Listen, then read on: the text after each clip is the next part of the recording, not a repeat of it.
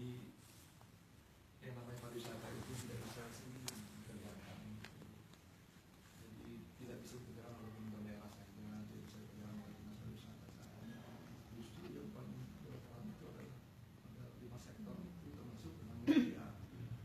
Media, tanpa media ya kita nggak bisa terekspos apa-apa itu, ya kan? Dan media justru ya itu memberikan informasi masalah wisata, masalah kulinernya, masalah sesuatu yang berkaitan dengan pariwisata itu tentu kalau memang media online maupun cetak maupun elektronik yang lain juga bisa ekspor, pasti Lampung lebih hebat gitu.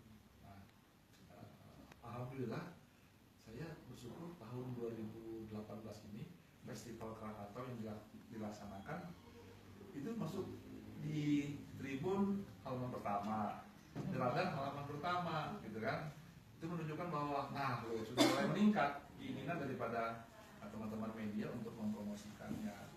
Itu kami harapkan sebenarnya. Kalau tahun-tahun sebelumnya kan yang terekspos itu yang minusnya aja. Jadi kalau minusnya aja pura-pura orang mau datang gitu kan, pura-pura orang mau datang gitu loh. Orang kita sendiri aja menyerang itu gitu loh. Dan sekarang ini justru kita berharapnya mungkin tahun depan itu pelaksanaannya tanggal 25-26 gitu ya, atau 25-26 ya pasti itu.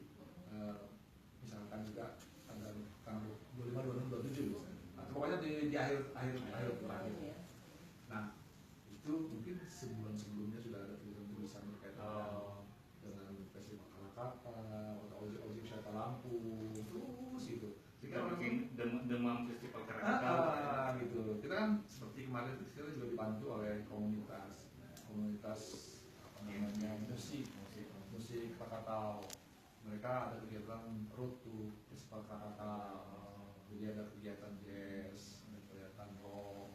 Tapi kita di dalam jazz rock itu ada woro-woro festival Krakatau ini. Jadi semua yang menonton itu, festival Krakatau tanggal 25-26 nih. Gitu.